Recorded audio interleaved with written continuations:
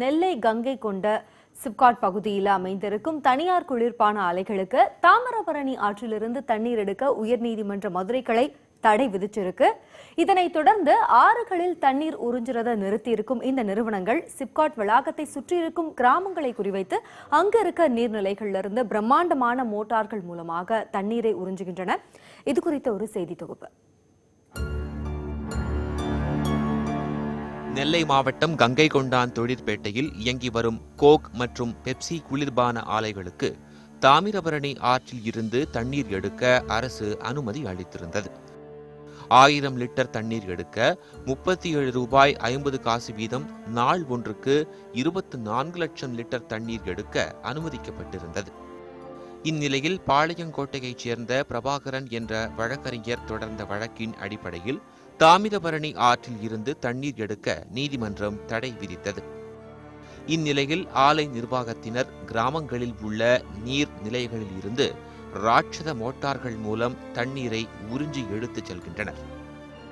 மேலும் சிப்காட் வளாகத்தில் உள்ள 3 கிணறுகளை அதிகாரிகள் குளிர்பான ஆலைகளிடமே ஒப்படைத்து விட்டதால் அதில் இருந்தும் தண்ணீர் ஊற உறிஞ்சி எடுக்கப்படுவதாக சமூக ஆர்வலர்கள் குற்றம் சாட்டுகின்றனர்.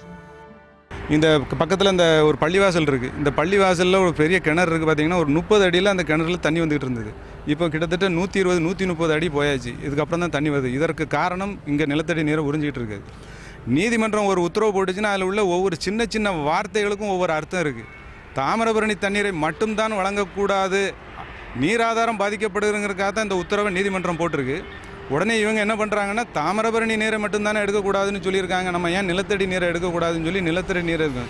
இதுவும் நம்ம நீர் தான், இதனாலேயும் நிலத்தடி நீர் பாதிக்கப்படும். ஏற்கனவே பருவமழை பொய்த்து போய் ஆறுகள் குளங்கள் வறண்டு விவசாயம் முற்றிலும் பாதிக்கப்பட்டுள்ள நிலையில் தற்போது குளிர்பான ஆலைகளுக்கு தண்ணீர் எடுக்க சிப்காட் நிறுவனம் அனுமதி அளித்திருப்பது மிகப்பெரிய விதிமீறல் என்றும் அதிகாரிகள் ஆலை நிறுவனங்களிடம் விலை போய்விட்டதாகவும் சமூக ஆர்வலர்கள் குற்றம் சாட்டுகின்றனர். சட்டத்துக்கு புறம்பாக உறிஞ்சி அதனை தனியார் நிறுவனங்கள் பயன்படுத்தி கொண்டிருக்கின்றனர். மேலும் தூத்துக்குடி மாவட்டமான வல்லநாடு மலைப்பகுதிகளிலும் நிலத்தடி நீரை உறிஞ்சி தனியார் நிறுவனங்கள் சட்டத்துக்கு புறம்பான செயலில் ஈடுபட்டு வருகின்றது.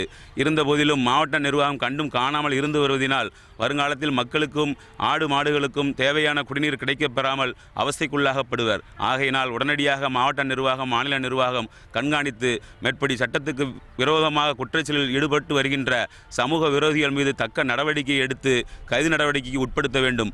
நீர்நிலைகளில் இருந்து தண்ணீர் உறிஞ்சி எடுக்கப்படுவதை மாவட்ட நிர்வாகம் உடனடியாக தடுத்து நிறுத்த வேண்டும் என்பதே அந்த பகுதி மக்களின் எதிர்பார்ப்பாக உள்ளது. நிலத்தடி நீர் எடுப்பதற்கு முற்றிலும் தடை விதிப்பதோடு முழுவதுமாக இங்கிருந்து அந்த குளிர்பான ஆலைகளை இங்கிருந்து விரட்ட வேண்டும் என்பதே இப்பகுதி மக்களின் விருப்பமாக உள்ளது. ஒளிப்பதிவாளர் ஐயப்பனுடன் சிவமணி, நியூஸ் 18 தமிழ்நாடு.